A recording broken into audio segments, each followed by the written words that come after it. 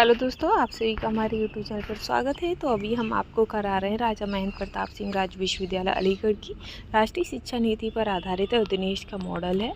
और हम आपको करा रहे हैं एमए की आपके एमए का पहला वर्ष है और सेकंड सेमेस्टर का सेकंड पेपर है, आधुनिक हिंदी काव्य, जो कि छायावादक है। OMR पैटर्न रहेगा और ये जो आपके एमए के अभी सेकंड सेमेस्टर के जो एग्ज़ाम चल रहे हैं उन सभी के लिए काफ़ी इम्पोर्टेंट है। तो चलिए हम स्टार्ट करेंगे।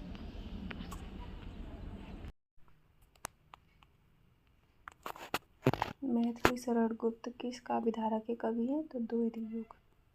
मैथिली शरण गुप्त का जन्म, तो इनका जन्म चिरगांव में हुआ है। मैथिली शरण गुप्त का जन्म चिरगांव में 1886 में चिरगांव में हुआ था।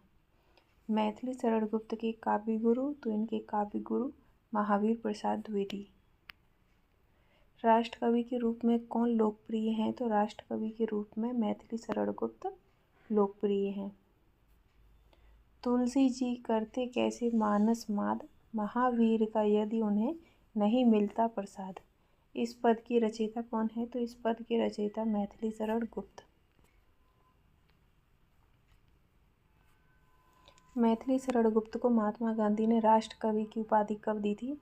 तो मैथिली शरण गुप्त को महात्मा गांधी ने राष्ट्र कवि की उपाधि 1936 में दी थी। मैथिली शरण गुप्त द्वारा रचित काव्यों की संख्या कितनी मानी जाती है? तो 25। मैथिली शरण गुप्त ने कितने काव्य लिखे हैं? तो इन्होंने 2 काव्य लिखे हैं। कौन सा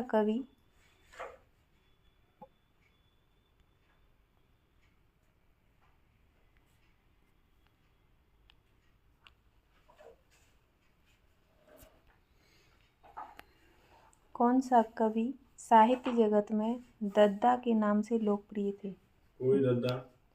महावीर शरण गुप्त।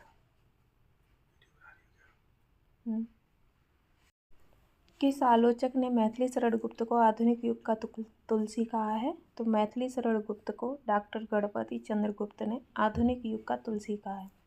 मैथिली शरण गुप्त को भारत सरकार द्वारा कौन सा सम्मान दिया गया था?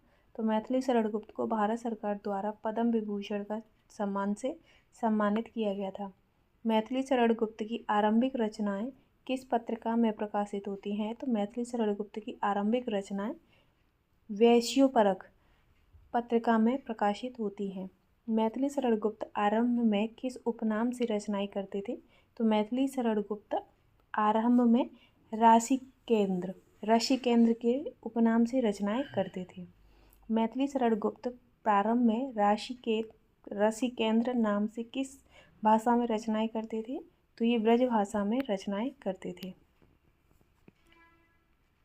मैथिली शरण गुप्त ने ऋषिकेंद्र नाम से किस पत्रिका को अपनी रचनाएं भेजी थी, जिसके संपादक ने यह कहकर वापस लौटा दी थी कि यह ऋषिकेंद्र बनने का जमाना लद गया है? सरस्वती पत्रिका। मैथिली शरण गुप्त की खड़ी बोली में रचित प्रथम कविता कौन सी है? तो हेमंत। मैथिली शरण गुप्त की राष्ट्रीय भावनाओं से ओतप्रोत कविताएं कौन सी हैं? तो राष्ट्रीय भावना से ओतप्रोत कविताओं में भारत भारती आती हैं। मैथिली शरण गुप्त को किस रचना के कारण राष्ट्र कवि कहा गया था? तो भारत भारती के लिए। मैथिली शरण गुप्त के किस काव्य पर उर्दू कवि हाली की रचना मदस्से हौली का प्रभाव है? तो मदस्से हौली भारत भारती का प्रभाव है। मैथिली शरण गुप्त का पहला काव्य संग्रह माना जाता है? तो पहला काव्य संग्रह रंग में भंग माना जाता है। रंग में भंग जो काव्य संग्रह है ये कब प्रकाशित हुआ था? तो 1909 में प्रकाशित हुआ था।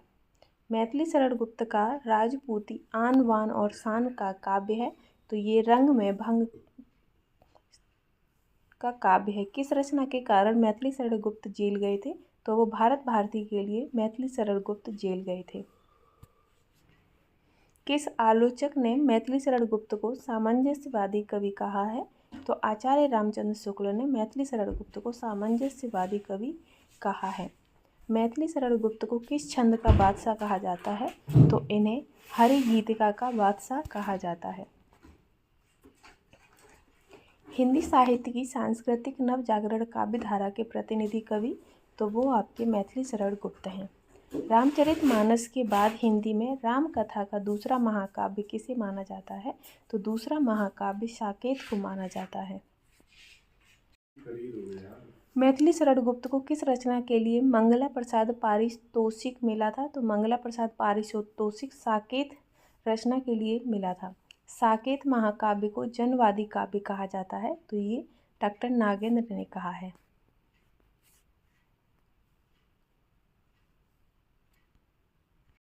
मैथिली शरण गुप्त ने कार्ल मार्क्स की पुत्री जैनी पर कौन सी कविता लिखी है? तो कार्ल मार्क्स की पुत्री जैनी पर उन्होंने जयनी लिखी है। चैतन्य महाप्रभु की पत्नी विष्णुप्रिया और उनकी माता सची के त्याग एवं तप का वर्णन किस काव्य में है?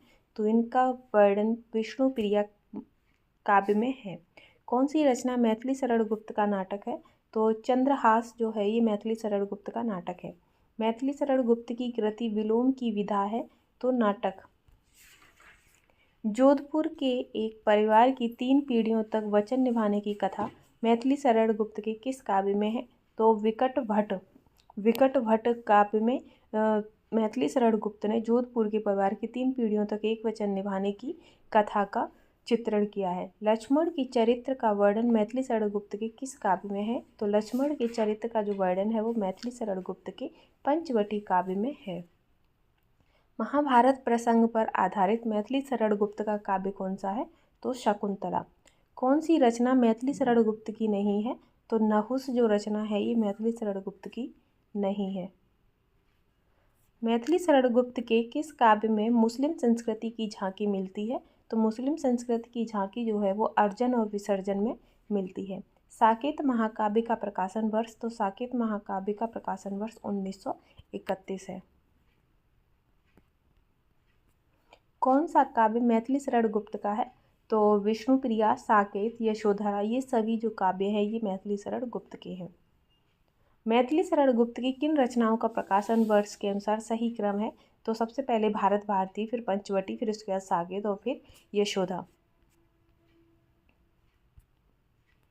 किस काव्य रचना को बताएं जिसका प्रकाशन शेष 3 रचनाओं से पहले हुआ है? तो कुड़ाल गीत। साकेत महाकाव्य की नायिका हैं तो वो उर्मिला हैं। इनमें से कौन सी पंक्ति मैथिली शरण गुप्त की है? तो अवला जीवन हाय तुम्हारी यही कहानी, आंचल में है दूध और आंखों में पानी। राम तुम्हारा व्रत स्वयं ही काव्य है और कोई कवि बन जाए सहज संभाव्य है भव भारती कि हमारी मातृभूमि हरी भरी। ये सभी जो पंक्तियां हैं ये मैथिली शरण गुप्त की पंक्तियां हैं। अवला जीवन हाय तुम्हारी यही कहानी, आंचल में दूध और आंखों में पानी किस काव्य से लिया गया है? तो ये यशोधरा काव्य से लिया गया है। आखिरकार खोकर बैठे रहना यही महादुष्कर्म है, यह पंक्ति किस काव्य की है? तो ये पंक्तियां भारत भारती की हैं। साकेत महाकाव्य में कितने सर्ग हैं? तो साकेत महाकाव्य में 12 सर्ग हैं। मैथिली शरण गुप्त का नीति नाट्य का नाम है, तो इसका नीति नाट्य का नाम अनघ्य है। भारत भारती काव्य का रचनाकाल? तो इसका रचनाकाल 1929 है। और यशोधरा काव्य का प्रकाशन काल कब है? तो इसका प्रकाशन काल 1933 है। विष्णुप्रिया काव्य का रचनाकाल? तो विष्णुप्रिया काव्य का रचनाकाल 1957। और साकेत के किस सर्ग में उर्मिला के विरह का वर्णन किया गया है? तो साकेत के 9वें व 10वें सर्ग में उर्मिला के विरह का वर्णन किया गया है। साकेत किस भाषा का मूल शब्द है? तो साकेत पाली भाषा का मूल शब्द है। साकेत का अर्थ? तो साकेत का अर्थ है अयोध्या। नाक का मोती अधर की कांति से, बीज दाड़िम का समझकर भ्रांति से, देखकर सहसा हुआ शक मौन है, सोचता है यह अन सुख कौन है। ये जो पंक्तियां हैं ये किस काव्य की हैं? तो ये पंक्तियां साकेत काव्य की हैं। संदेश यहाँ मैं नहीं स्वर्ग को लाया है, इस भूतल को ही स्वर्ग बनाने आया है। ये पंक्तियाँ किसकी हैं? तो ये पंक्तियाँ मैथिली शरण गुप्त की हैं। मैथिली शरण गुप्त का निधन कब हुआ था? तो इनकी जो मृत्यु है वो 1964 में हुई थी। और जयद्रथ वध काव्य का रचनाकाल? तो जयद्रथ वध काव्य का जो रचनाकाल है वो 1910 है। पंचवटी काव्य का प्रकाशन वर्ष? तो पंचवटी का प्रकाशन वर्ष 1925 है। शकुंतला काव्य का रचना काल, तो शकुंतला काव्य का रचना काल 1923।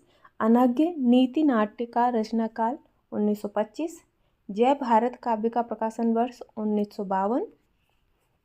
मैथिली शरण गुप्त को राष्ट्रपति की उपाधि किसने दी थी? तो महात्मा गांधी ने इन्हें राष्ट्रकवि की उपाधि दी थी। मानस भवन में आर्यजन जिनकी उतारें आरती, भगवान भारत वर्ष में गूंजे हमारी भारती। ये किस रचना की पंक्तियां हैं? तो ये भारत भारती की हैं और मैथिली शरण गुप्त के द्वारा लिखी गई हैं। कुछ काम करो जग में रहकर कुछ नाम करो। ये जो पंक्तियां हैं ये मैथिली शरण गुप्त की हैं। और निम्नलिखित में से कौन सी रचना मैथिली शरण गुप्त की नहीं है? तो जो प्रिय प्रवास है ये मैथिली शरण की रचना नहीं है। केवल मनोरंजन ना कवि का कर्म होना चाहिए, उसमें उचित उपदेश का भी मर्म होना चाहिए। ये पंक्तियां किसकी हैं? तो ये श्रीधर पाठक की पंक्तियां हैं। मैथिली शरण गुप्त की प्रथम काव्य कृति, तो इनकी प्रथम काव्य कृति रंग में भंग है। संपूर्ण देशों से अधिक किस देश का उत्कर्ष है? उसका ही जो ऋषि भूमि है वह कौन है? भारतवर्ष। तो मैथिली शरण गुप्त की यह पंक्तियां किस रचना की हैं? तो ये पंक्तियां भारत भारती की हैं। मैथिली शरण गुप्त की वह कौन सी रचना है जिसने देश में राष्ट्र प्रेम की धूम मचा दी थी? तो वो है जयद्रथ वध।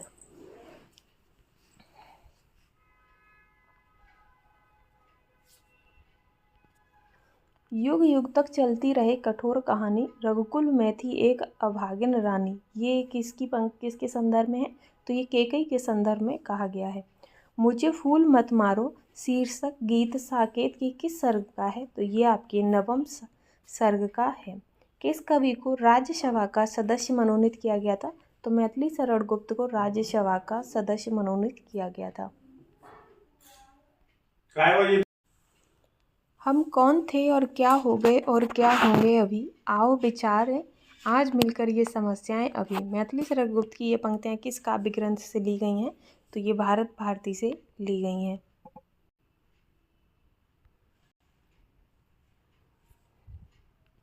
नर हो न निराश करो मन को, कुछ काम करो, ये पंक्तियां किसकी हैं? तो ये मैथिली शरण गुप्त की पंक्तियां हैं। साकेत की रचना का मूल उद्देश्य क्या था? तो इनकी जो रचना का मूल उद्देश्य उपेक्षित उर्मिला को महत्व देना था। केवल मनोरंजन ना कवि का कर्म होना चाहिए, उसमें उचित उपदेश का भी मर्म होना चाहिए। ये पंक्तियां मैथिली शरण गुप्त की हैं। मानस भवन में आर्यजन जिनकी उतारें आरती, भगवान भारत वर्ष में गूंजे हमारी भारती। ये पंक्तियां मैथिली शरण गुप्त की भारत भारती से ली गई हैं। साकेत नामक महाकाव्य इनमें से किस काल की रचना है? तो साकेत द्विवेदी युग की रचना है। इनमें से कौन काव्य ग्रंथ मैथिली शरण गुप्त का नहीं है? तो कनुप्रिया मैथिली शरण गुप्त का काव्य नहीं है। साकेत का काव्य रूप क्या है? तो साकेत का काव्य रूप महाकाव्य है। और साकेत किस भाषा में लिखा गया है? तो ये खड़ी बोली में लिखा गया है। इनमें से मैथिली शरण गुप्त का उपनाम क्या था? तो ऋषिकेंद्र इनका उपनाम था। मैथिली शरण गुप्त की कौन सी कृति अंग्रेज सरकार ने जब्त कर ली थी? तो किसान जो कृति है वो अंग्रेज सरकार ने जब्त कर ली। गुप्त जी की कौन सी रचना सरस्वती पत्रिका में प्रथम बार छपी थी? तो हेमंत थी, जो कि सरस्वती पत्रिका में पहली बार छपी थी। सरस्वती से पहले मैथिली शरण गुप्त की रचनाएं किस पत्रिका में छपा करती थी? तो सरस्वती से पहले उनकी जो रचनाएं थी वो वैश्योकारक में छापा करती थी। साकेत किसका नाम है? तो साकेत अयोध्या का नाम है। और साकेत की रचना करने की प्रेरणा गुप्त जी को किससे प्राप्त हुई थी? तो महावीर प्रसाद द्विवेदी से प्राप्त हुई थी। महात्मा बुद्ध के गृह त्याग की घटना पर मैथिली शरण गुप्त ने किस काव्य की रचना की थी? तो यशोधरा। और इनमें से कौन सा गीत साकेत का है? तो दोनों ओर प्रेम पलता है, ये साकेत का गीत है। गुप्त जी ने किसकी प्रेरणा से खड़ी बोली में कविता लिखनी प्रारंभ की थी?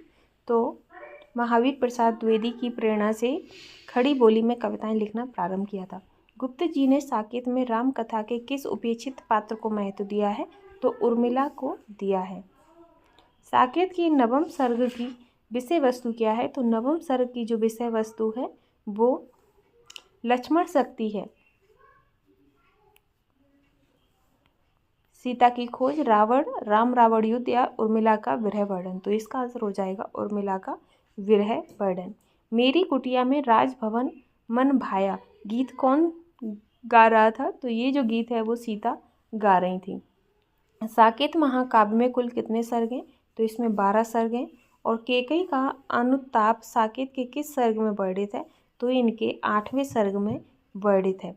चारुचंद्र की चंचल किरणें, ये जो गीत है ये किस काव्य कृति से संग्रहित किया गया है? तो पंचवटी से संग्रहित किया गया है। मेरी कुटिया में राजभवन मन भाया गीत गुप्त जी के किस काव्य में है? तो ये साकेत का काव्य में है। गुप्त जी को मंगला प्रसाद पारितोषिक किस ग्रंथ पर मिला था? तो साकेत पर मिला था। क्वेश्चन कंप्लीट हो गए थे। आज है 101। गुप्त जी की प्रतिभा की सबसे बड़ी विशेषता है कालानुसरण की क्षमता। यह कथन किस आलोचक का है? तो ये जो कथन है ये आचार्य रामचंद्र शुक्ल का है। उन्होंने कहा था कि गुप्त जी की प्रतिभा की सबसे बड़ी विशेषता कालानुसरण की क्षमता है। रुदन का हंसना ही तो गान है, यह गीत किस काव्य कृति का है? तो रुदन का हंसना ही तो गान है, यह जो गीत है ये यशोधरा का काव्य कृति का है। सखी निरख नदी की धारा नामक गीत गुप्त जी की किस काव्य कृति में संकलित है? तो ये आपकी साकेत में संकलित है, सखी निरख नदी की धारा। इनमें से मैथिली शरण गुप्त की कालावधि, तो मैथिली शरण गुप्त की कालावधि है 1886 से 1964। आगे, सीता ने अपनी कुटिया में किसकी छवि अंकित की थी? तो सीता जी ने अपनी कुटिया में उर्मिला की छवि अंकित की थी। सीता की कुटिया रूपी राजभवन का सचिव कौन है? तो राजभवन का जो सचिव है वो लक्ष्मण जी हैं। और आओ हम गाते बुने गान की लय में, इस पंक्ति में गुप्त जी का किसका प्रभाव परिलक्षित होता है? तो महात्मा गांधी का प्रभाव परिलक्षित होता है। साकेत का प्रकाशन वर्ष, तो साकेत का प्रकाशन वर्ष 1931 है। और 2 वंशों में प्रकट करके पावनी लोक लीला पंक्ति में किन 2 वंशों की वो संकेत हुआ है? तो ये आपका निमि वंश और रघु वंश का संकेत हुआ है। अनासक्त गेही पुष्पवेदी और विदेही किसे कहा गया है? तो ये राजा जनक को कहा गया है। भवन में वन का व्रत ले लिया पंक्ति में किसने व्रत लिया है? तो ये आपके भरत ने लिया था। फिर विलाप ही था वस का वनी का, तो इसमें बनी शब्द आया है। तो जो बनी शब्द है वो उर्मिला के लिए यूज हुआ है। और उर्मिला ने किसे अपनी संगिनी बताया है? तो उर्मिला ने तूली, वीणा, पुस्तिका इन सभी को अपना संगिनी बताया है। बन की भेंट मिली है एक नई, वह जड़ी मुझे जीजी से, पंक्ति में जीजी शब्द, तो ये जीजी शब्द है ये सीता के लिए लिया गया है। और आगे कि काहे जो मनुष्य किस विधि बता धीरज धरूं, अरे फिर कैसे भी तो पकड़ प्री के वे पद मरूं, इन पंक्तियों में उर्मिला द्वारा वर्णन हुआ है। तो विरह का हृदय स्पर्शी स्वरूप चित्रण का, कामना के प्रकटीकरण का और मिलन के आंदोलित भावों का हुआ है इन सभी का। ठीक है। फिर है होते हैं देवर श्रीनत हत बहनें छोड़ती हैं उषा से, पंक्ति में देवर श्री शब्द का लक्ष्य किसके लिए यूज हुआ है? तो इनमें से कोई नहीं। फिर है कि होते हैं देवर, तो इसमें आपके मांडवी और सुत कीर्ति के लिए हुआ है बहन का, किनका? बहन का। होते हैं देवर श्री हत बहनें छोड़ती हैं उषा से, इसमें जो बहन शब्द है ये बहन है, तो उसमें आपका मांडवी और सुत कीर्ति का आया है। फिर है कि मिला न बन ही न भवन तुझको, यह बात है उर्मिला को किसने कही? तो ये केकई ने कहा था उर्मिला से कि तुझे तो न बन ही मिला और न भवन, तो पर निज राज्य न मझली माता को वे प्रदान कर पाए, पंक्ति में मझली माता, तो मझली माता केकई के लिए कहा गया है। सिद्ध शिलाओं के आधार ओ गौरवगिरी उच्च उदार, ये पंक्तियाँ उर्मिला किसके लिए कहती हैं? तो ये जो पंक्तियाँ हैं ये चित्रकूट के लिए कहती हैं। साकेत में चित्रकूट पर कितने पद हैं? तो चित्रकूट पर 6 पद हैं। चित्रकूट के पहले पद में किसका वर्णन हुआ है? तो पहले पद में प्राकृतिक रचना का वर्णन हुआ है। चित्रकूट के दूसरे पद में किसका वर्णन है? तो दूसरे पद में प्राकृतिक सुषमा का वर्णन हुआ है। चित्रकूट के तीसरे पद में, तो तीसरे पद में ऋतुगत विशेषताओं का वर्णन किया गया है और चौथे पद में आपका अटलता का वर्णन किया गया है। चित्रकूट के पाँचवें पद में, तो पाँचवें पद में प्राकृतिक निर्माण का और छठे पद में गुणावली का वर्णन हुआ है। और सखी पुरवाला साला खुलवा दे क्यों न उपवन में, उर्मिला सहेली से पुरवाला साला खुलवाने को क्यों कहती है? ताकि ललित कलाएं सीखने के लिए। लाते तुम्ही हाँ प्रिय पत्र पोतवे दुख अवधि में जो बनते सहारे। तो तुम्ही जो शब्द है वो कपोत यानी कि कबूतर के लिए कहा गया है। विरह संग अविचार भी भार जहाँ आभार भी। इस गीत में उर्मिला की भावना क्या है? तो विरह के कारण मरण को आलिंगन करना चाहती हैं।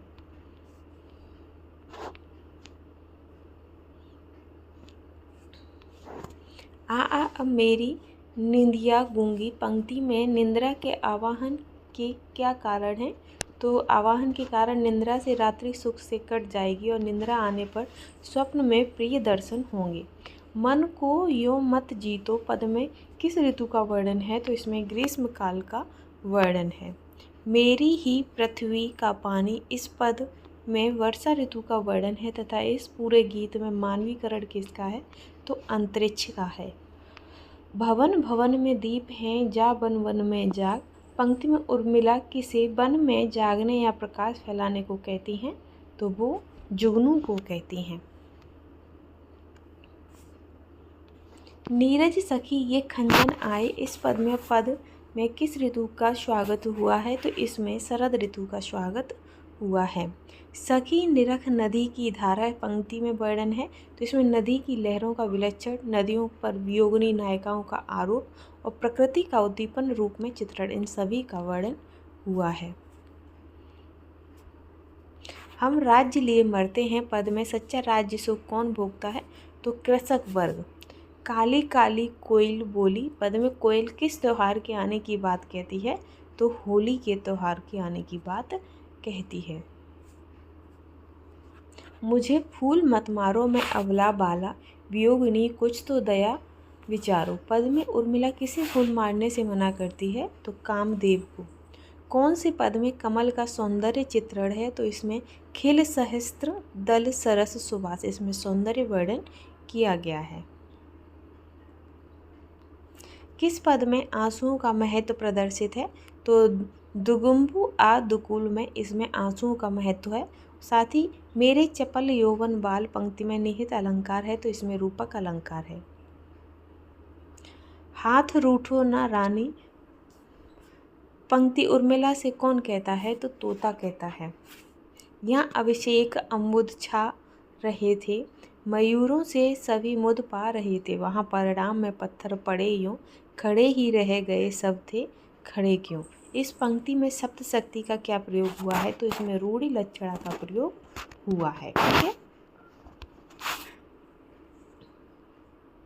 नाक का मोदी अधर की कांति से, बीज दाड़िम का समझकर भ्रांति से, देखकर सहसा हुआ शक मौन, सोचता है अन्य सुख कौन। तो ये इसमें कौन सा अलंकार है? तो इसमें आपका भ्रांतिमान अलंकार है। साकेत की नवम सर्ग से संबंधित कथन सही है, तो इसमें श्रृंगार के संयोग पक्ष का मार्मिक चित्रण दिखाया गया है। उस रुदंती विरहड़ी की रुदन रस के लेप से, इस पंक्ति में कौन सा अलंकार है? तो इसमें श्लेष अलंकार है। और प्रोसित पालिका किस नायिका को कहा गया है? तो इसमें जो प्रोसित पालिका उसे कहा गया है जिसका पति परदेश में रहे। इनमें से कौन छायावादी कवि नहीं है? तो रामधारी सिंह दिनकर छायावादी कवि नहीं है। प्रसाद जी द्वारा रचित विरह काव्य कौन सा है? तो विरह काव्य आंसू है।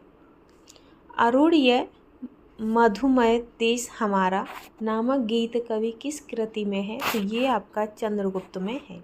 बीती विभावरी जागरी नामक गीत किस कृति में संकलित है? तो ये लहर में संकलित है।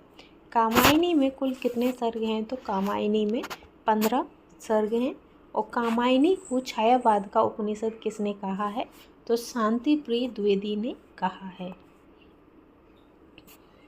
इनमें से कौन सी कृति प्रसाद जी की नहीं है? तो पल्लव कृति प्रसाद जी की नहीं है। जयशंकर प्रसाद जी ने कुल कितने वर्ष की आयु प्राप्त की है? तो 47 वर्ष की आयु प्राप्त की है। और कामायनी के अध्ययन की समस्याएं पुस्तक के रचयिता तो डॉक्टर नागेंद्र हैं। कामायनी दोष रहित दूषण सहित नामक पुस्तक किस लेखक की है? तो रामधारी सिंह दिनकर की है। और कामायनी का पात्र ईड़ा प्रतीक है, तो बुद्धि का ईड़ा। कामायनी के अंतिम सर्ग का नाम? तो अंतिम सर्ग का नाम आनंद। और शीतल ज्वाला जलती है यह पंक्ति प्रसाद के किस काव्य की है? तो आंसू की। कामायनी का रचना काल तो 335 है। आंसू का रचना काल? तो आंसू का रचना काल 1925। ले चल मुझे भुलावा देकर गीत किस काव्य कृति में संकलित है? तो ये लहर में संकलित है। कर गई प्लावित तन मन सारा गीत किस कृति में है? तो ये झरना का है। बीति विभावरी गीत में किस राग का उल्लेख है? तो इसमें बेहाग का उल्लेख है। इनमें से कौन सा पात्र कामायनी का नहीं है? तो ईर्ष्या कामायनी का पात्र नहीं है। जयशंकर प्रसाद की अंतिम काव्य कृति कौन सी है? तो कामायनी। और ले चल मुझे भुलावा देकर पंक्ति के आधार पर प्रसाद जी का क्या आरोप लगाया गया है? तो पलायनवादिता का आरोप लगाया गया है। छायावाद को स्थूल के प्रति सूक्ष्म का विद्रोह किस आलोचक ने कहा है? तो डॉक्टर नागेंद्र ने। और छायावाद शब्द का प्रयोग दो अर्थों में समझना चाहिए, एक तो रहस्यवाद के अर्थ में और दूसरा काव्य शैली या पद्धति विशेष के व्यापक अर्थ में। यह कथन किस आलोचक का है? तो ये आचार्य रामचंद्र शुक्ल का है। छायावाद की समय सीमा क्या है? तो 1918 से 1936। और इनमें से कौन सी विशेषता छायावादी काव्य में नहीं है? तो शोषण का विरोध। जयशंकर प्रसाद का जन्म कब हुआ था? तो जयशंकर प्रसाद का जन्म 1889 में हुआ था। और इनका कहाँ पर? तो काशी में। और इनकी मृत्यु? तो जयशंकर प्रसाद की मृत्यु 1936 में हुई थी। जयशंकर प्रसाद की रचना? तो झरना, लहर, आंसू, ये सभी जयशंकर प्रसाद की रचनाएं हैं। और झरना का रचना काल 1918, लहर का रचना काल 1933। लहर में कितनी कविताएं हैं? तो 43 हैं। और आंसू के प्रथम संस्करण में कितने छंद हैं? तो 126। आंसू के द्वितीय संस्करण में काव्य प्रकाशित हुआ था। कब प्रकाशित हुआ था? तो 1933 में। आंसू के द्वितीय संस्करण में कितने छंद जोड़े गए हैं? तो आपके 67 जोड़े गए हैं। वहीं आंसू के प्रथम संस्करण में कितने छंद हैं? तो 3 हैं। और आंसू में कुल कितने छंद हैं? तो कुल 190 छंद हैं। आंसू का मुख्य भाव तो विरह श्रृंगार है। और आंसू में क्या है? तो उन्माद, पिपाशा, अतृप्ति, ये सभी इसमें है। आंसू में किसका वर्णन है? तो इसमें हृदय की गहरी टीस और प्रेयसी की निष्ठुरता का वर्णन है। और कामायनी पर प्रसाद को कौन सा पुरस्कार मिला था? तो इन्हें मंगला प्रसाद पारितोषिक का पुरस्कार मिला था। कामायनी में सर्गों की संख्या कितनी है? तो 15 है। कामायनी के सर्गों का सही क्रम? तो सही क्रम श्रद्धा, काम, वासना और लज्जा। कामायनी का प्रमुख छंद कौन सा है? तो कामायनी का प्रमुख छंद ताटक है।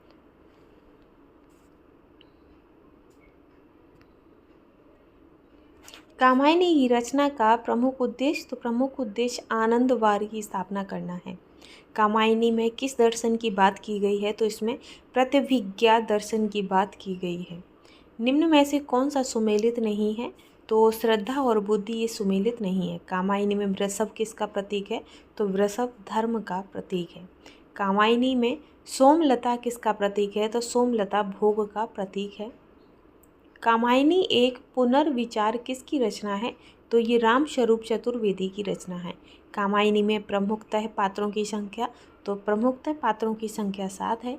और कामायनी की प्रस्ताविका बच्चन सिंह ने प्रसाद के किस नाटक को माना है? तो कामना को माना है। कामायनी को नए युग का काव्य कहने वाले आलोचक कौन हैं? तो वो नंद दुलारे वाजपेयी हैं।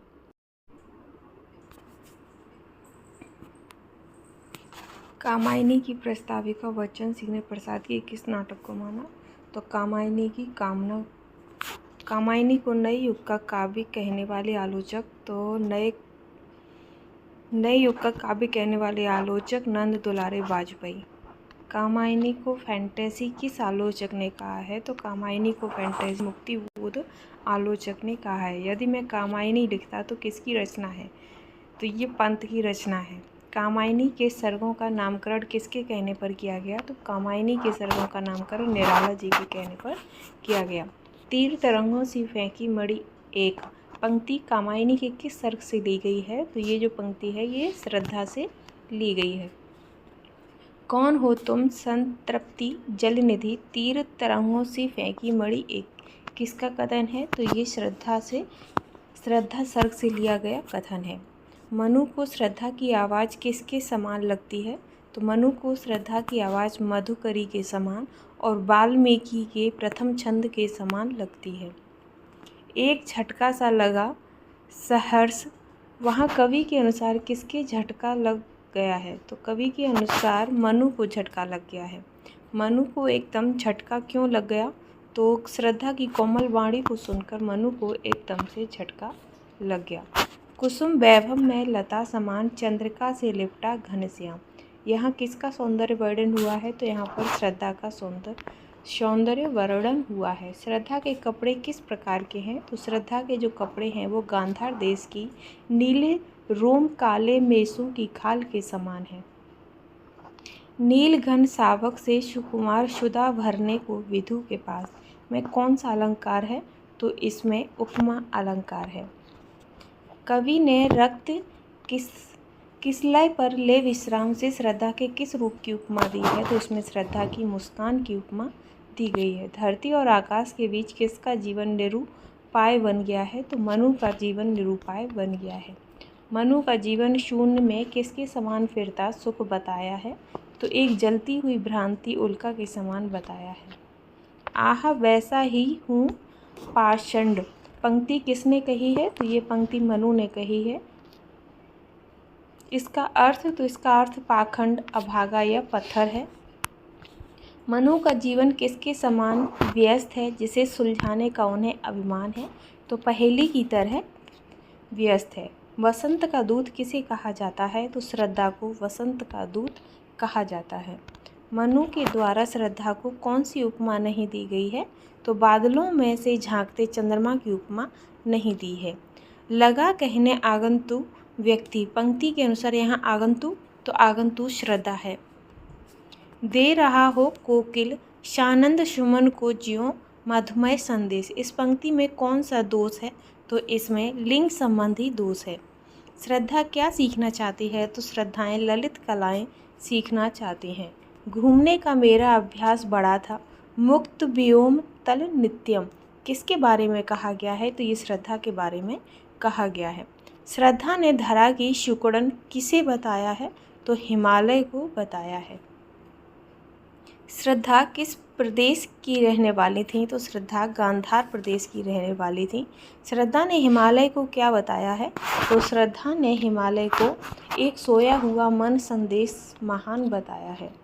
एक दिन सहसा सिंधु अपार लगा टकराने नग तल क्षुब्ध अकेला यह जीवन निरूपाय आज तक घूम रहा विश्रब्द उपयुक्त पंक्ति किसने कही है और किसके लिए? तो ये जो पंक्तियां हैं वो श्रद्धा ने मनु के लिए कही हैं। श्रद्धा ने सृष्टि को किसका परिणाम बताया है? तो श्रद्धा ने सृष्टि को महाचिति का परिणाम बताया है। मनु क्या हार बैठे हैं? तो मनु अपना जीवन का दाव हार बैठे हैं। प्रकृति के यौवन का श्रृंगार कभी ना करेंगे बासी फूल ये किसने कहा था? तो ये श्रद्धा ने कहा है। यही जड़ का चेतन सानंद ये इस पंक्ति में कौन सा अलंकार है? तो इसमें विरोधाभास का अलंकार है। हमारा हृदय रत्न निधि स्वच्छ किसने किसके लिए कहा है? तो श्रद्धा ने ये खुद के यानी कि स्वयं के लिए कहा है। नव सृष्टि की बेल किससे फैलेगी? तो ये मनु से फैलेगी। श्रद्धा विश्व के हृदय पटल पर क्या स्वर्ण अक्षरों में अंकित करवाना चाहती हैं? तो चेतना के सुंदर इतिहास को अंकित करवाना चाहती हैं। अनल भूजल में रहे ना वंद, पंक्ति के अनुसार श्रद्धा का वंद ना रहने की बात कह रही हैं। तो कैसे? तो मानवता की कीर्ति को। कामायनी में मुख्य रस कौन सा है? तो कामायनी में शांत रस है। और कामायनी की घटनाओं का मुख्यतः चयन कहाँ से किया गया है? तो शतपथ ब्राह्मण से किया गया है। कामायनी की रचना में मुख्यतः कितने वर्ष लगे थे? तो कामायनी की रचना में 7 वर्ष का समय लगा था। खिला हो ज्यों बिजली का फूल, मेघ वन बीज गुलाबी रंग, पंक्ति में अलंकार है तो इसमें रूपक अलंकार है। और कामायनी में विशेषता है तो इसमें आपकी छायावादी शिल्प का प्रयोग हुआ है, साथ ही छायावादी शैली के अनुसार लाक्षणिकता और प्रतीकात्मकता का प्रयोग हुआ है और प्रतिभिज्ञा दर्शन की पारिभाषिक शब्दावली का प्रयोग हुआ। इन सभी की विशेषताएं कामायनी में देखने को मिलती हैं। पुरातनता का यह निर्मोह सहनकालीन प्रकृति एक पल, पंक्ति में निर्मोह का अर्थ क्या है? तो इसमें केचुली का अर्थ है।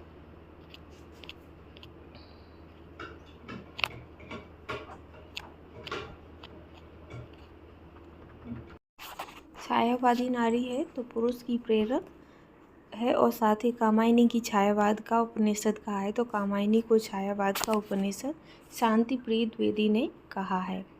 कामायनी को दोष रहित व दोष सहित रचना किसने कहा है? तो ये दिनकर ने कहा है। प्रकृति का श्रृंगार कौन नहीं कर सकता है? तो प्रकृति का जो श्रृंगार है वो बासी फूल नहीं कर सकते हैं। ये किसने कहा था? तो ये श्रद्धा ने कहा है। नारी तुम कोयल श्रद्धा हो, यह पंक्ति कामायनी के किस सर्ग से ली गई हैं? तो ये जो पंक्तियां हैं वो लज्जा से ली गई हैं। कामायनी में श्रद्धा सर्ग किस क्रम में आता है? तो श्रद्धा सर्ग जो है वो छठे सर्ग में आता है। कामायनी का प्रथम सर्ग, तो कामायनी का प्रथम सर्ग चिंता है और सबसे बड़ा सर्ग आनंद है। और कामायनी में ईड़ा किसका प्रतीक है? तो कामायनी में जो ईड़ा है वो बुद्धि का प्रतीक है। कामायनी में श्रद्धा किसका प्रतीक है? तो श्रद्धा हृदय का प्रतीक है। और सबसे छोटा सर्ग कौन सा है कामायनी का? तो चिंता। ईड़ा कहाँ की रानी है? तो ईड़ा जो है वो सारस्वत नगर की रानी है। ईड़ा को किसका प्रतीक माना गया है? तो इनको बुद्धि का प्रतीक माना गया है। ईड़ा पर प्रभुत्व जमाने की कोशिश कौन करता है? तो मनु करते हैं। और नारी का समर्पण किस सर्ग में है? तो नारी का जो समर्पण है वो लज्जा सर्ग में आता है। नारी का आभूषण तो लज्जा, और लज्जा किसका घोतक है? तो लज्जा शालीनता का घोतक है। किस सर्ग में श्रद्धा और लज्जा का आपसी वार्तालाप बढ़े थे? तो लज्जा सर्ग में। इतना ना चमत्कृत हो वाद, अपने मन का उपकार करो, किस सर्ग की पंक्तियां हैं? तो ये लज्जा सर्ग की पंक्तियां हैं। आँखों में सांचे में आकार, रमणीयता रूप वन ढलता सा, ये जो पंक्तियां हैं वो किसकी हैं? तो ये लज्जा से ली गई हैं। भोला सुहाग इठलाता हो, ऐसी हो जिसमें हरियाली, ये पंक्तियाँ तो ये भी लज्जा से ली गई हैं। मत वाली सुंदरता, पग में नुपुर सी लपट मानती हूँ, ये पंक्तियाँ तो ये भी लज्जा से ली गई हैं। और ममता जगती है माया में, ये भी लज्जा से ली गई हैं। किस सर्ग में नारी के स्वतंत्र व्यक्तित्व और महान गुणों का समन्वय दिखाया गया है? तो ईड़ा में दिखाया गया है। लज्जा विहीन होकर मनु किसके पास में बंध जाता है? तो लज्जा विहीन होकर मनु ईड़ा के पास में बंध जाता है। ईड़ा यानी कि बुद्धि के पास में। किसके बाह्य आकर्षण से प्रभावित होकर मनु सारस्वत नगर में शासन व्यवस्था चलाने लगता है? तो ईड़ा के प्रभाव में। कौन मन की अधीनता के विरोध करती हैं? तो मन की अधीनता के विरोध ईड़ा करती हैं। किसका संघर्ष होता है? तो बुद्धि और मन का संघर्ष होता है। बिखरी अलकें ज्यों तर्क जाल, वह विश्व मुकुट सा उज्ज्वल, शशिखंड सदृशता स्पष्ट जात, ये पंक्तियाँ किस सर्ग की हैं? तो ये ईड़ा सर्ग से ली गई हैं। मैं स्वप्न देखता हूँ उजाड़, कल्पना लोक में कर निवास, देखा कब मैंने कुसुम ह्रास, ये किस सर्ग की पंक्तियाँ हैं? तो ये भी ईड़ा सर्ग की पंक्तियाँ हैं। इस दुखमय जीवन का प्रकाश, नल नील लता की डालों में उलझा अपने सुख का हताश, ये पंक्तियाँ भी ईड़ा से ली गई हैं। और कवि ने लू के मर्म स्पर्शी बिंब के माध्यम से किसकी स्थिति का चित्रण किया है? तो मनु की स्थिति का चित्रण किया है। कालाधर उपनाम से ब्रज भाषा में काव्य रचना करने वाले छायावादी कवि कौन है? तो वो प्रसाद जी हैं। जयशंकर प्रसाद की कौन सी रचना द्विवेदी युग के समय प्रकाशित हुई थी? तो कानन कुसुम, करुणालय और प्रेम पथिक, ये तीनों ही द्विवेदी युग के समय प्रकाशित हुई थी। जयशंकर प्रसाद की किस रचना में सर्वप्रथम छायावादी प्रवृत्तियों के दर्शन होते हैं? तो झरना में। जो घनीभूत पीड़ा थी मस्तक में स्मृति सी छाई, दुर्दिन में आंसू बनकर वह आज बरसने आई। ये जो पंक्तियां हैं ये जयशंकर प्रसाद की किस रचना से ली गई हैं? तो ये आंसू से ली गई हैं। जयशंकर प्रसाद की अंतिम काव्य कृति है तो पतझड़। कामायनी के प्रथम सर्ग का नाम? तो प्रथम सर्ग का नाम चिंता है। कामायनी में किस दर्शन का प्रतिपादन किया गया है? तो शैव दर्शन का प्रतिपादन किया गया है। कामायनी में कौन सा पात्र बुद्धि का प्रतीक है? तो बुद्धि का प्रतीक ईड़ा है। इनमें से प्रसाद का बिरह काव्य कौन सा है? तो प्रसाद का बिरह काव्य आशु है। महाराणा का महत्व इनमें से किस छायावादी कवि की कृति है? तो प्रसाद जी की। इनमें से किस रचना को प्रसाद का गीत काव्य माना जाता है? तो लहर को। कानन कुसुम इनमें से किसकी कृति है? तो कानन कुसुम प्रसाद जी की कृति है। और जल पिलावन भारतीय इतिहास की ऐसी प्राचीन घटना है जिसको आधार बनाकर छायावादी युग में एक महाकाव्य लिखा गया, उसका नाम क्या था? तो कामायनी। लहरें व्योम चुमती उठती, चपलाएं असंख्य नचती। उपयुक्त पंक्तियां जयशंकर प्रसाद की किस रचना के अंश हैं? तो ये कामायनी के अंश हैं। नखत की आशा किरण समान, हृदय के कोमल कवि की कांत। पंक्ति किसकी लिखी हुई है? तो ये पंक्तियां प्रसाद जी की लिखी हुई हैं। किस छायावाद कवि ने संवाद शैली का सर्वाधिक प्रयोग किया है? तो जयशंकर प्रसाद ने। निराला का जन्म कब हुआ था? तो निराला जी का जन्म 1897 में हुआ था। और ये निराला जी किस प्रकार के कवि माने जाते हैं? तो ये छायावादी व प्रगतिवादी कवि माने जाते हैं। इनमें से कौन सी कृति निराला द्वारा रचित है? तो परिमल निराला की कृति है। जूही की कली कविता को किस पत्रिका ने प्रकाशित करने से मना कर दिया था? तो सरस्वती पत्रिका ने जूही की कली को प्रकाशित करने से मना कर दिया था। कुकुरमुत्ता निराला की किस वर्ग में आने वाली कविता है? तो प्रगतिवादी की। निराला काव्य की भाषा का स्वरूप क्या है? तो निराला काव्य की भाषा का स्वरूप खड़ी बोली है। इनमें से कौन सी कृति निराला की नहीं है? तो युगवाणी कृति निराला की नहीं है।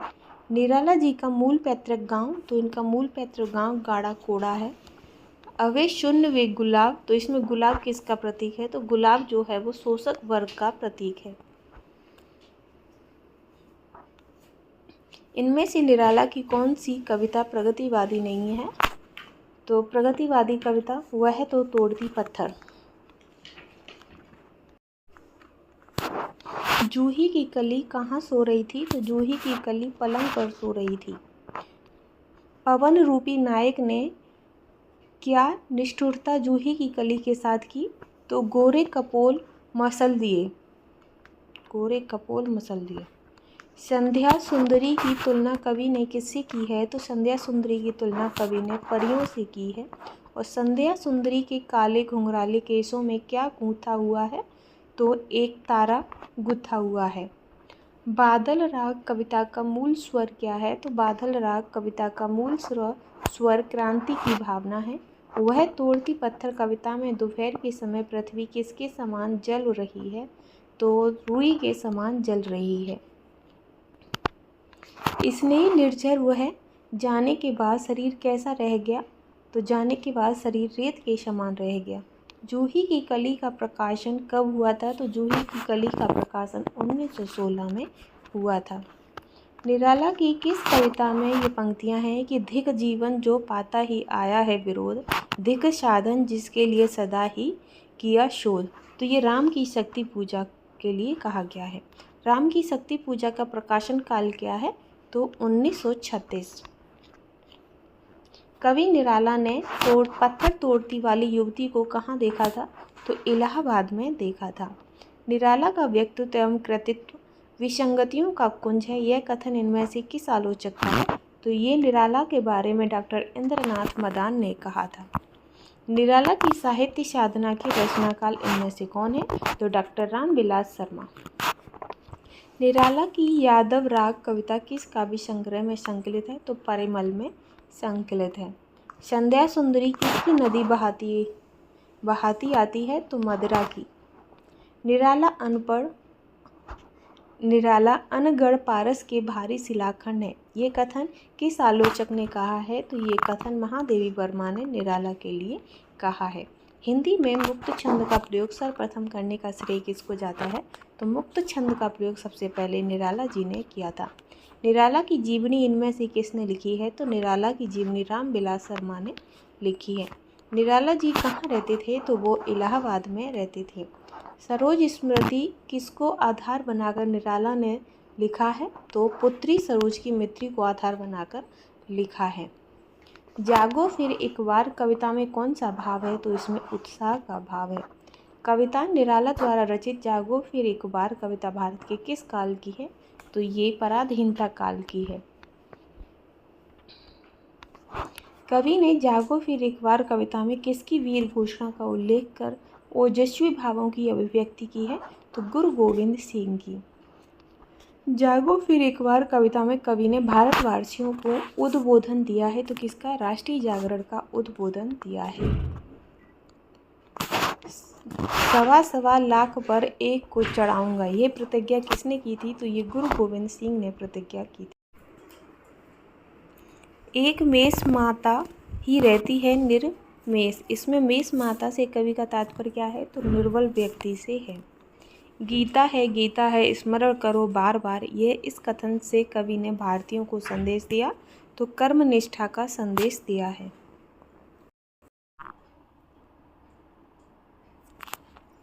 योग्य जन जीता है, पश्चिम की युक्ति नहीं जीता है, इस कथन से कवि का कौन सा मनोभाव व्यक्त हुआ है? तो इसमें कवि का स्वाभिमान व्यक्त हुआ है। राम की शक्ति पूजा के लेखक का नाम क्या है? तो तुलसीदास जी हैं। और जागो फिर एक बार के लेखक कौन है? तो इसके लेखक सूर्यकांत त्रिपाठी निराला जी हैं। निराला की कविता जागो फिर एक बार किसमें संकलित है? तो ये परिमल में संकलित है। और ये इस कविता का प्रकाशन कब हुआ था? तो इस कविता का प्रकाशन 1930 में हुआ था। सत श्री अकाल भाल अनल धक धक कर जला, पंक्ति किसकी है? तो ये जो पंक्तियां हैं वो जागो फिर एक बार से ली गई हैं। मौन भी क्या रहती वह रहते प्राण, पंक्ति किसकी है? तो ये भी आपकी पंक्तियां जागो फिर एक बार से ली गई हैं। सिंह की गोद से छीनता रे शिशु कौन, तो इस पंक्तियाँ किसकी है? तो ये निराला जी की पंक्तियाँ हैं। और कुकुर मुत्ता के रचनाकार कौन है? तो कुकुर मुत्ता के रचनाकार निराला जी हैं। और कुकुर मुत्ता किस सन में लिखी गई है? तो कुकुर मुत्ता 1941 में लिखी गई है। कुकुर मुत्ता कविता किस प्रवृत्ति को निरूपित करने वाली कविता है? तो ये सामाजिक चेतना, साथ ही प्रयोगशील प्रवृत्ति और प्रगतिवादी प्रवृत्ति को निरूपित करने वाली कविता है।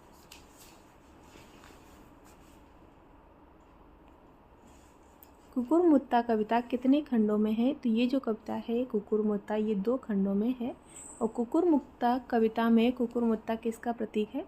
तो ये श्रमिक, शोषित वर्ग और सर्वहारा का प्रतीक है। कुकुर मुत्ता कविता में गुलाब किसका प्रतीक है? तो जो गुलाब है वो सामंती और पूंजीपति का प्रतीक है। नवाब की बेटी का नाम क्या था? तो नवाब की बेटी का नाम बहार था। मालिन का नाम था, तो मालिन का नाम मोना था। बहार के कुत्ते का नाम क्या था? तो बहार के कुत्ते का नाम टेरियर था। नवाब ने कहाँ से गुलाब मंगवाया था? तो नवाब ने फारस से गुलाब मंगवाया था। कुकुर मुत्ता कैसे व्यक्ति का प्रतीक है? तो कुकुर मुत्ता स्वाभिमानी व्यक्ति का प्रतीक है। कुकुर मुत्ता में गुलाब प्रतीक है, तो पूंजीपतियों का प्रतीक है।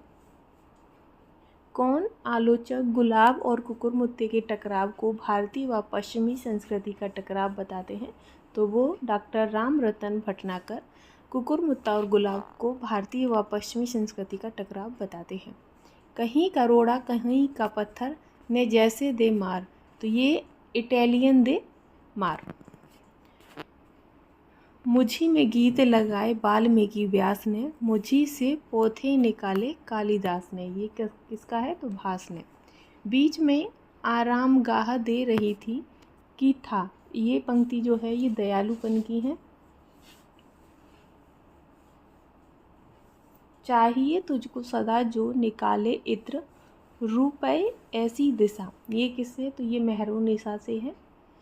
काम मुझसे ही से सदा है, भी मुझसे गधा। ये कि शेर भी मुझसे गधा है।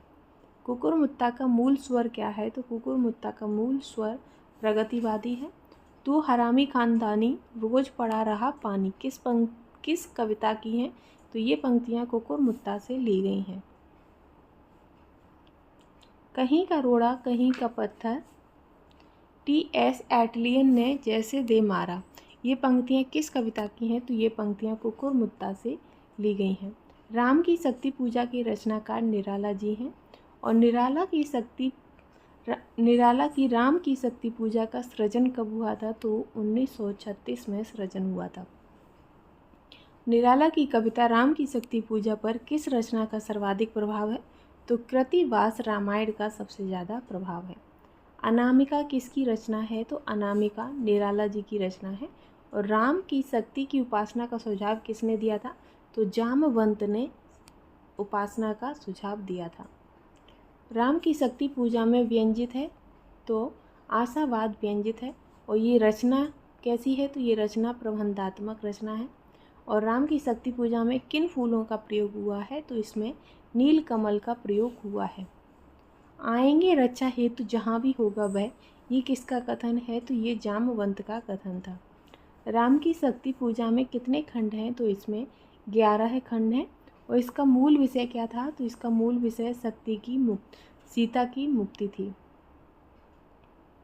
रॉयल्टी पर निकली यह बाकी खंड निराला की किस रचना से संबंधित है? तो ये कुकुरमुत्ता से संबंधित है। कुकुरमुत्ता का पूर्वार्ध किस पत्रिका में छपा था? तो ये हंस पत्रिका में छपा था।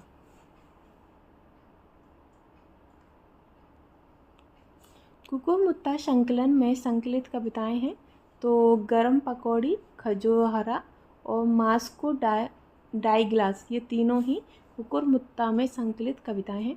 और कुकुरमुत्ता की भाषा, तो इसकी भाषा सपाट और व्यंग्यात्मक थी।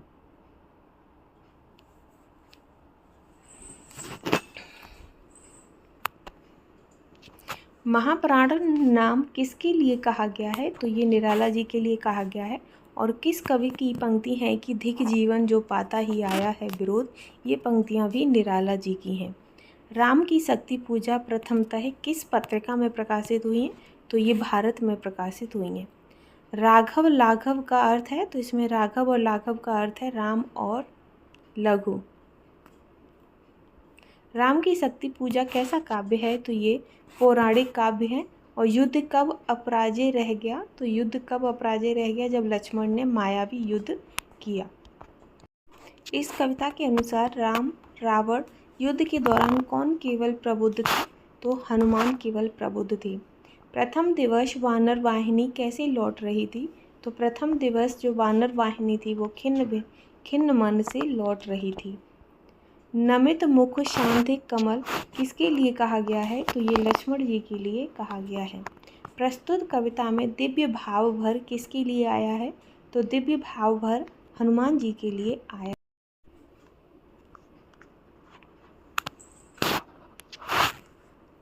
आराधन का दृढ़ आराधन से दो उत्तर का परामर्श राम को किसने दिया था? तो इसका जो परामर्श है वो जामवंत ने दिया था। श्री राम के अश्रु बूंदों का कारण हनुमान जी किसे मानते हैं? तो वो शक्ति को मानते हैं।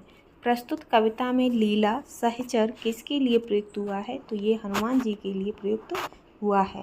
रघुकुल मणि कैसी शिला में बैठे हैं? ये श्वेत शिला पर बैठे हैं। राम अपने आराधन के किस आज्ञा चक्र में प्रवेश करके महाशक्ति में समा गए तो षष्ठम दिवस पर समा गए थे। फिर है कि धिक जीवन को जो पाता ही आया विरोध है, किस अवसर पर कहा गया, तो ये शक्ति द्वारा आराधना का फूल चुरा लेने पर कहा गया। साधना के अंत में राम अपने नेत्रों को अर्पित करने को अगत होते हैं, तो बाएं हाथ से दाहिने नेत्र को। राम की शक्ति पूजा में नवनीत चरण किसके लिए आया है, तो नवनीत चरण राम के लिए आया है। राम की शक्ति पूजा में युद्ध के प्रथम 2 पहर कैसे बीते थे, तो राघव लाघव रावण वारण। राम ने किसको पराजित करने के लिए शक्ति की उपासना की थी, तो रावण को पराजित करने के लिए शक्ति की उपासना की थी। राम की माता उनको सदा कहती थी, तो राजीव नयन कहती थी। साधु साधु साधक धीर धर्म धन्य धान्य राम। पंक्ति में अलंकार कौन सा है, तो इसमें अनुप्रास अलंकार है। निराला की प्रिय ऋतु कौन सी है, तो इनकी प्रिय ऋतु वसंत ऋतु है।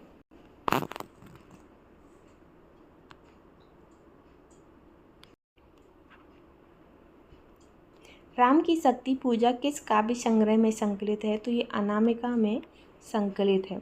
राम रावण युद्ध रहा है, तो ये अनिर्णित रहा है। राम की काली जटाओं की तुलना की गई है, तो इनकी काली जटाओं की तुलना रात्रि से की गई है। तुड़ीर का अर्थ है, तो इसका अर्थ तरकस है। रघुकुल मणि कहा गया है, तो रघुकुल मणि राम को कहा गया है। प्रभु राम ने किसकी पूजा की थी, तो प्रभु राम ने दुर्गा की पूजा की थी, सती। राघवेंद्र में कौन सा अलंकार है, तो राघवेंद्र में रूपक अलंकार है। मारुति कौन है, तो मारुति हनुमान जी को कहा गया है। पंत जी इनमें से किस काल के कवि माने जाते हैं, तो पंत जी छायावादी कवि माने जाते हैं। पंत जी की छायावादी रचना कौन सी है, तो इनकी पल्लव रचना है। पंत की रहस्यवादी कविता इनमें से कौन सी है, तो रहस्यवादी कविता मौन निमंत्रण है। पंत जी की प्रगतिवादी रचना कौन सी है, तो प्रगतिवादी रचना ग्राम्य है। अरविंद दर्शन से प्रभावित कृति कौन सी है, तो स्वर्ण किरण है। पंत जी को किस रचना पर उन्हें भारतीय ज्ञानपीठ पुरस्कार मिला था, तो चिदम्बरा पर। पंत जी की परिवर्तन कविता इनमें से किस संकलन में संकलित है, तो पल्लव में।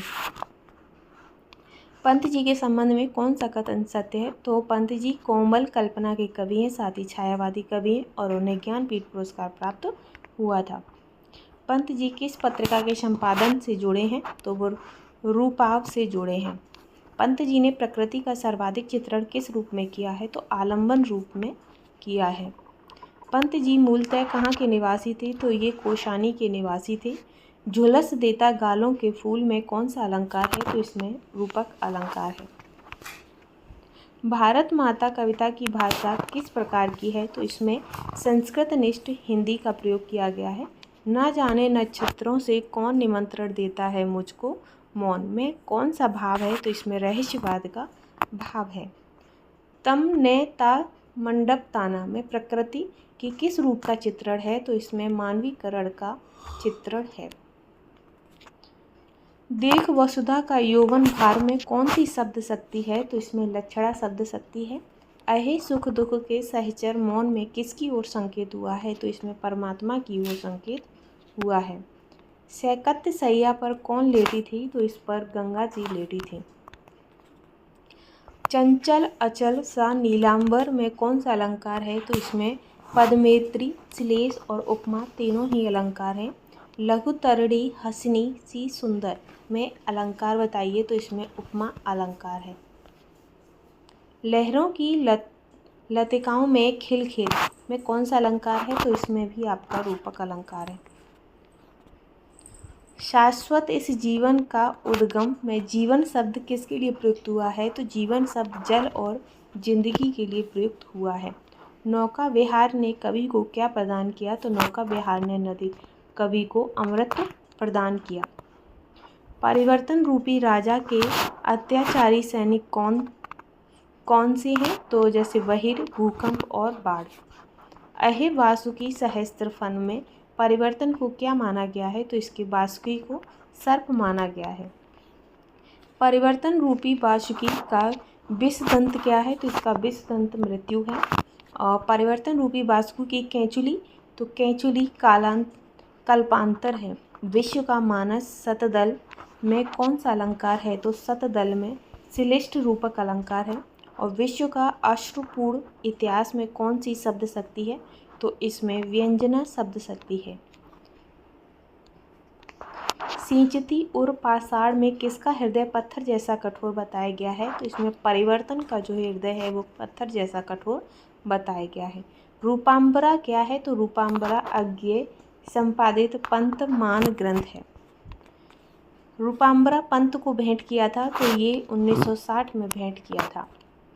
पंत जी को पद्म विभूषण सम्मान कब प्राप्त हुआ था? तो 1960 में। और पंत जी को उनकी किस कृति पर साहित्यिक अकादमी पुरस्कार मिला था? तो कला और बूढ़ा चांद। पंत जी को साहित्य अकादमी पुरस्कार कब दिया गया था? तो 1961 में। माँ के उर पर शिशु का समीप पंक्ति में कवि का शिशु से क्या तात्पर्य है? तो शिशु से तात्पर्य द्वीप है। नाव के पार लगते ही कवि कैसे हो जाते हैं? तो कवि दार्शनिक हो जाते हैं। नौका विहार की तुलना किससे की गई है? तो नौका विहार की तुलना सैर सपाटे से की गई है। नौका विहार कविता में निम्न में से किसका वर्णन है? तो शाश्वत जीवन, शाश्वत संगम और शाश्वत गति का वर्णन किया गया है। पंत जी को हिंदी के ज्ञानपीठ पुरस्कार के किस क्रम का पुरस्कार प्राप्त हुआ है? तो पहले क्रम का पुरस्कार प्राप्त हुआ है। कविता नौका विहार में सांप को किससे बना हुआ बताया गया है? तो सांप को धातु से बना हुआ बताया गया है। नौका विहार सुमित्रा नंदन पंत के किस संग्रह में संकलित है? तो गुंजन संग्रह में संकलित है। पंत की तुलना किस अंग्रेजी लेखक से की गई है? तो संवर्धन से की गई है। नौका विहार कविता का प्रकाशन वर्ष तो 1932। और नौका विहार कविता में नाव की तुलना किससे की गई है? तो नाव की तुलना हंसिनी से की गई है। अप्सरा के समान कविता में किसे कहा गया है? तो अप्सरा के समान शुक्र तारा को कहा गया है। संसार की समानता नौका विहार कविता में किससे की गई है? तो धारा से की गई है। परिवर्तन कविता किस रचना में संकलित है? तो परिवर्तन पल्लव में संकलित है। बड़े बड़े राजा और देवता किसके सामने सिर झुकाने के लिए विवश हैं? तो परिवर्तन के सामने सिर झुकाने के लिए विवश हैं। कवि ने परिवर्तन की तुलना किससे की है? तो कवि ने परिवर्तन की तुलना वासुकी सर्प, साथ ही काल रूपी क्रीड़ा और अत्याचारी शासक के रूप में की है। संसार का अश्रुपूर्ण इतिहास किसका इतिहास है? तो ये परिवर्तनों का इतिहास है। परिवर्तन की सत्ता को कवि ने कैसा बताया है? तो सर्वोपरि बताया है।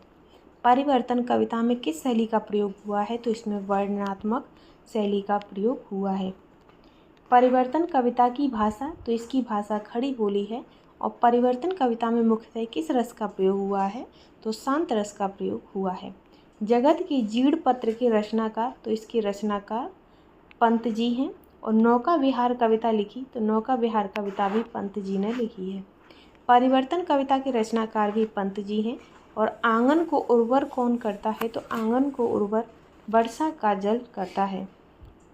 कवि ने संध्या की तुलना किससे की है? तो कवि ने संध्या की तुलना सुंदर स्त्री से की है। भूमि को उर्वर कौन बनाता है? तो भूमि को उर्वर दल बनाता है। व्योम से चुपचाप कौन उतर आती है? तो व्योम से चुपचाप संध्या रूपी सुंदरी उतर आती है। किसके कारण संध्या सुंदरी के गाल लाल लाल हो रहे थे? तो लज्जा के कारण गाल लाल लाल हो रहे थे। श्वासहीन कौन सा युग है? तो श्वासहीन बीता हुआ युग है।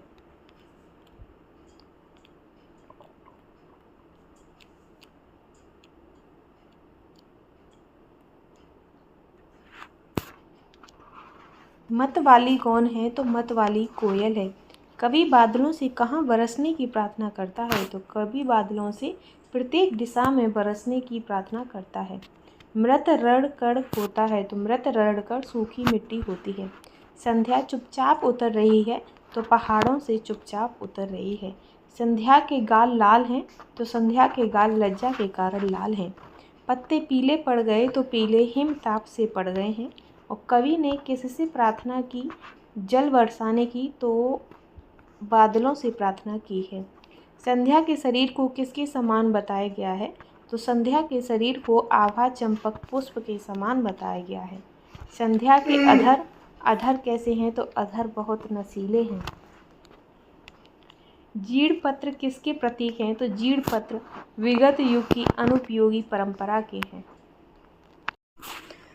द्रुत झरों जगत के जीड़ पत्र का रचनाकाल, तो इसका रचनाकाल 1934 है।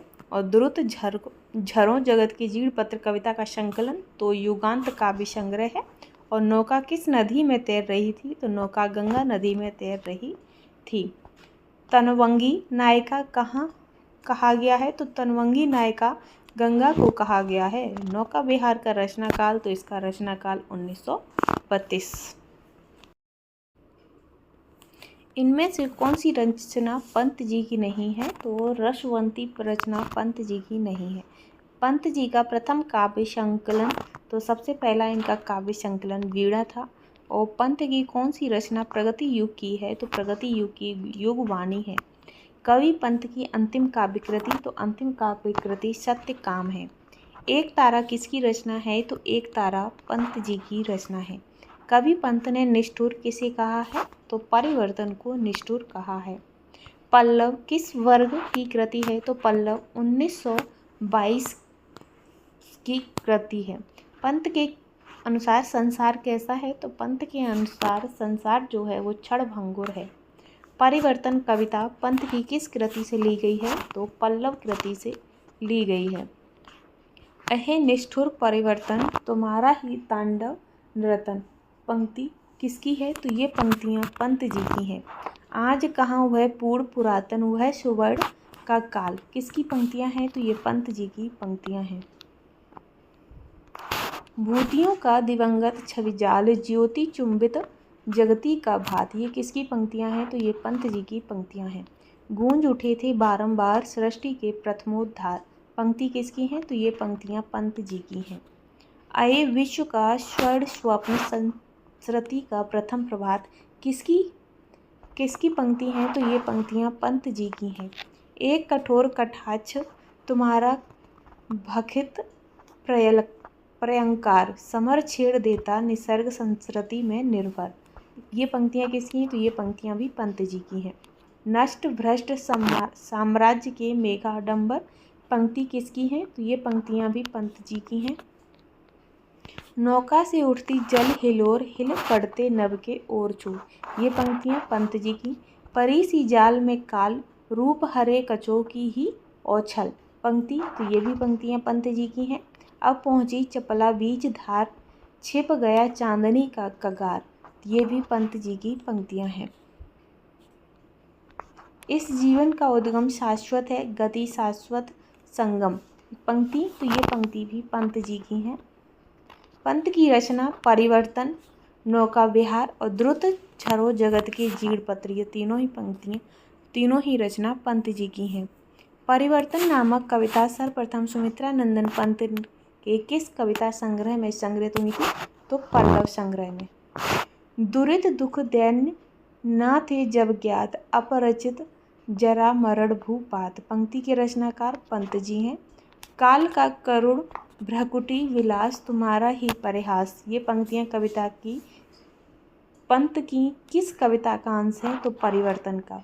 वह पहुँची चपला बीच धार छिप गया चांदनी का कगार, तो ये पंक्तियाँ नौका विहार से ली गई हैं। और पंत की नौका विहार कविता किस संकलन में है? तो गुंजन संकलन में है। पंत की प्रगतिवादी कविताओं का संकलन युगवाणी, योनि नहीं रे नारी वह भी मानवी प्रतिष्ठा है, ये किसकी पंक्तियां हैं? तो ये पंत जी की पंक्तियां हैं। हाय मृत्यु का ऐसा अपर पार्थिव तूफान जब विषण निर्जीव पड़ा हो जग का जीवन, ये पंक्तियां पंत जी की हैं। सुमित्रा नंदन पंत के पिता का नाम है, तो इनके पिता का नाम गंगा दत्त पंत है। सुमित्रा नंदन की माँ का नाम तो सरस्वती देवी है। और महादेवी वर्मा का जन्म कब हुआ था? तो इनका जन्म 1907 में हुआ था। कहाँ? तो फर्रुखाबाद में। और प्रयाग महिला विद्यापीठ की प्रधानाचार्य कौन थी? तो महादेवी वर्मा थी। महादेवी जी को आलोचकों ने क्या उपाधि दी थी? तो आधुनिक मीरा की उपाधि दी थी। इनमें से कौन सी कृति महादेवी जी की नहीं है? तो रश्मि रथी इनकी कृति नहीं है। महादेवी की सबसे पहली काव्य कृति कौन सी है? तो सबसे पहली नीहार।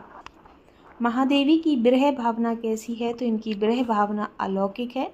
और महादेवी की किस काव्य कृति में उनके सभी काव्यों का संकलन है? तो यामा। महादेवी के काव्य में करुणा की प्रधानता किसके प्रभाव से है? तो बौद्ध दर्शन से है।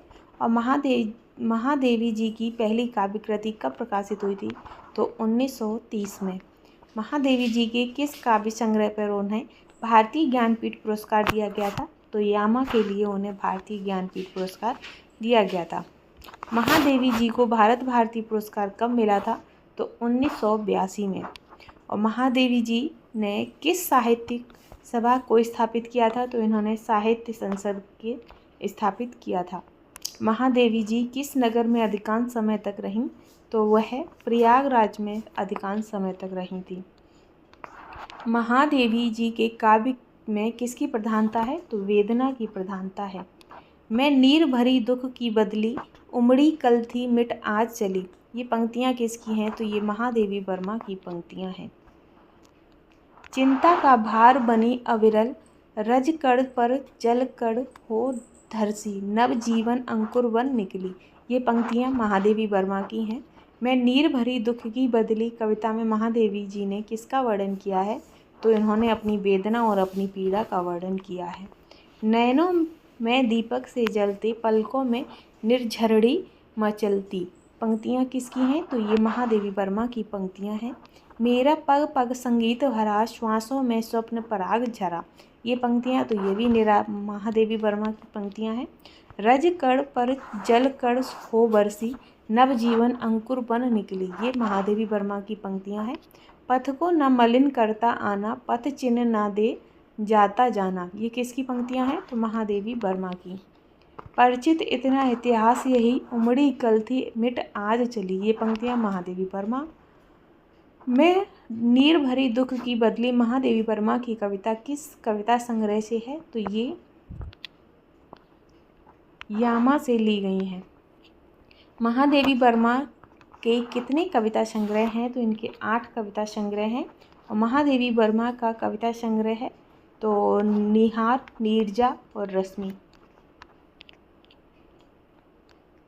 महादेवी वर्मा का कविता संग्रह तो संध्या गीत, सप्तपर्णा और दीपशिखा, और साथ ही अग्निरेखा और प्रथम आयाम। और निहार की रचना महादेवी ने कब की थी? तो इसकी रचना 1930 में की थी। रश्मि की रचना महादेवी वर्मा ने कब की है? तो रश्मि की रचना 1932, नीरजा की रचना 1933, संध्या गीत की रचना 1935 और प्रथम आयाम की रचना महादेवी वर्मा ने 1949 को की थी। सप्तपर्णा की रचना महादेवी ने 1959 में और दीपशिखा की रचना महादेवी वर्मा ने 1942 में की थी। अग्निरेखा की रचना 1988 और मैं नीर भरी दुख की बदली में कौन सा अलंकार है? तो इसमें रूपक अलंकार है। वे मुस्कुराते फूल नहीं उनको आता है मुरझाना। ये पंक्तियाँ महादेवी वर्मा की हैं। वे तारों के दीप नहीं जिनको भाता है बुझ जाना। ये भी पंक्तियाँ महादेवी वर्मा की हैं। वह अनंत ऋतुराज नहीं जिसने देखी जाने की राह। महादेवी वर्मा।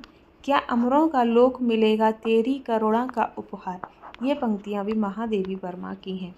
रहने दो हे देव, अरे यह मेरा मिटने का अधिकार। ये पंक्तियाँ महादेवी वर्मा। वह प्राणों की सेज नहीं जिसमें वे सुध पीड़ा सोती। ये पंक्तियाँ भी महादेवी वर्मा की हैं। जलना जाना नहीं, ना ही जिसने जाना मिटने का स्वाद। ये पंक्तियाँ महादेवी वर्मा। नास पथ पर चिन्ह अपने छोड़ना। ये मानव किसको संबोधित कर रहे हैं? तो मानव को। चिर सजग आँखें उन्नीदी आज कैसा व्यस्त बना। ये पंक्तियाँ महादेवी वर्मा की हैं। अचल हिमगिरी के हृदय में आज चाहे कंप हो ले। ये भी पंक्तियाँ महादेवी वर्मा की हैं। जाग कर विद्युत शिखाओं में निठुर तूफान बोले। और ये पंक्तियां भी महादेवी वर्मा की हैं। बांध लेंगे क्या तुझे वह मोम के बंधन सजीले। ये पंक्तियां महादेवी वर्मा की। पंथ की बाधा बनेंगे तितलियों के पर रंगीले। ये पंक्तियां भी महादेवी वर्मा की हैं। आधुनिक युग की मीरा किसको कहा गया है, तो महादेवी वर्मा को कहा गया है। दुख मेरे निकट जीवन का ऐसा काव्य है जो सारे संसार को एक सूत्र में बांधे रखने की क्षमता रखता है। ये उद्धरण महादेवी वर्मा का है। महादेवी वर्मा को उनकी किस काव्य कृति पर ज्ञानपीठ पुरस्कार दिया गया था, तो यामा। छायावाद के किस कवि ने स्मरण और रेखा चित्र विधा में प्रसिद्ध रचनाएं लिखी हैं, तो महादेवी वर्मा में। मैं नीर भरी दुख की बदली उमड़ी कल थी मिट आज चली। ये पंक्तियां महादेवी वर्मा की हैं। और महादेवी वर्मा की संपूर्ण कविताएं किस कृति में संकलित हैं, तो यामा कृति में संकलित हैं। यामा किस विधा की रचना है, तो ये काव्य संग्रह है। श्रृंखला की कड़ियाँ किस विधा की रचना है, तो ये निबंध विधा की रचना है। छायावाद के प्रसिद्ध कवि निराला ने महादेवी वर्मा को किस विशेषण से संबोधित किया है, तो हिंदी के विशाल मंदिर की सरस्वती के रूप में संबोधित किया है। महादेवी वर्मा के काव्य यामा में संकलित रचनाएं प्रकाशन वर्ष के अनुसार सही क्रम में, तो निहार, रश्मि, नीरजा, शांति गीत। महादेवी वर्मा को नीरजा काव्य के लिए कौन सा पुरस्कार मिला था, तो उन्हें शेक्सपियर पुरस्कार मिला था। दिया नामक कविता किस भाषा में है, तो ये खड़ी बोली में है। और महादेवी वर्मा के किस निबंध में भारतीय भाषा, संस्कृति और वांग्मय की विस्तृत चर्चा की गई है, तो संकल्पिता में। मैं नीर भरी दुख की बदली परिचय इतना इतिहास से ही पंक्तियां महादेवी वर्मा की किस कविता से ली गई हैं, तो ये संध्या गीत से ली गई हैं। इनमें से महादेवी वर्मा का कौन सा काव्य जो मरणोपरांत प्रकाशित हुआ था, यानी कि मरने के बाद प्रकाशित हुआ था, तो अग्नि रेखा। महादेवी वर्मा को यामा के लिए ज्ञानपीठ पुरस्कार के अतिरिक्त कौन सा पुरस्कार मिला है, तो शेक्सपियर पुरस्कार मिला है। किस पत्रिका का संपादन महादेवी ने किया है, तो चांद पत्रिका का संपादन महादेवी वर्मा ने किया है। महादेवी वर्मा के पति का नाम क्या था, तो इनके पति का नारायण वर्मा नाम था। महादेवी वर्मा के पिता का नाम गोविंद प्रसाद वर्मा था और इनकी माता का नाम हेमरानी देवी था।